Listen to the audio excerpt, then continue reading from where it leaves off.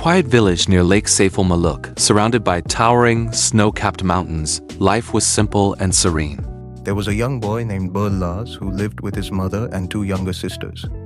His father had passed away, so Barlas worked hard to support his family.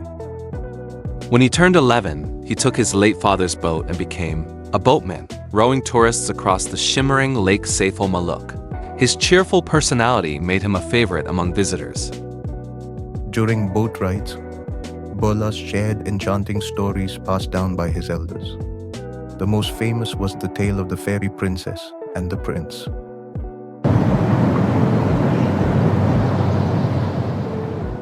According to legend, fairies visited the lake every full moon night. They would descend to the ground, spending time by the shore. They swam in the lake and played near its sparkling waters. A handsome prince named Saiful Malook once saw the fairies and was enchanted. Every full moon, he waited by the lake, longing to see the fairy princess, for he had fallen in love with her. One night, he hid behind a hill, watching as the fairies descended, unaware of what he was about to do. Seizing the moment, the prince took the princess's wings and hid them, preventing her from flying back. The other fairies left, and Princess Badi el-Jamal could not return. The prince offered her a life on earth, and since she had also grown fond of him, she happily accepted. They married and lived a joyful life together.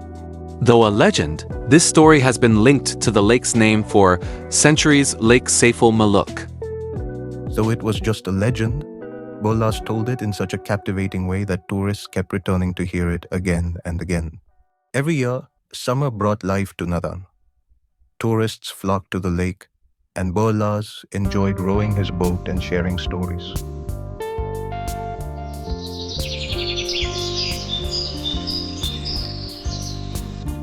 After every summer, winter returned, covering the village in a thick blanket of snow. The once bustling lake froze into a sheet of ice, and life slowed down.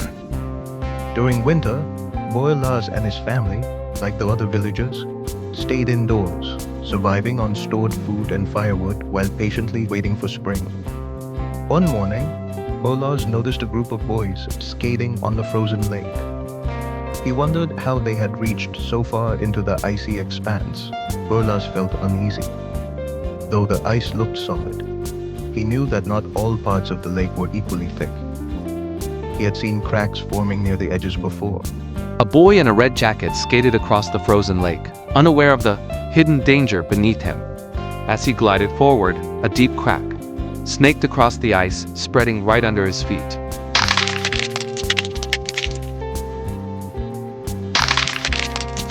Just as Barlas feared, a loud crack echoed through the air. Before anyone could react, the boy plunged into the freezing water.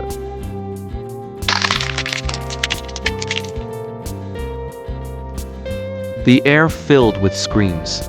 The other boys called out in shock, as the boy in the water struggled to stay afloat. Oscar, Oscar. They shouted.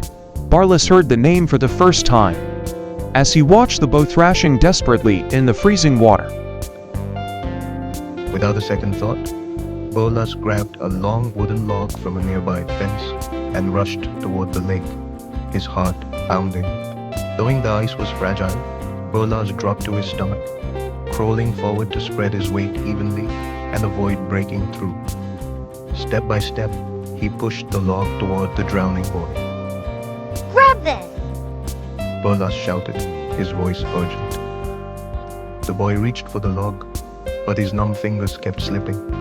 His strength was fading fast. Barlas braced himself, pulling with all his might. His hands burned from the cold, and ice clung to his clothes, but he refused to let go.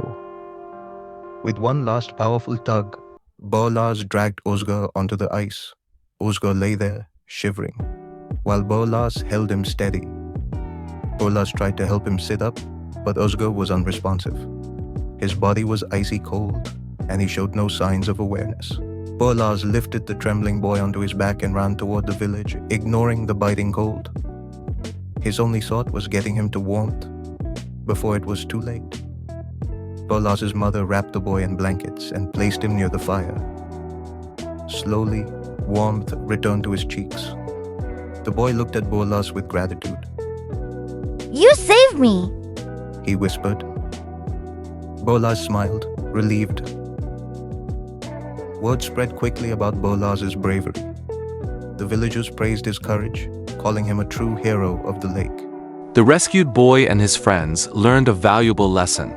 Never take risks on frozen lakes without knowing the dangers. From that day on, Barlas's bravery became a new legend of Lake Saiful Malook.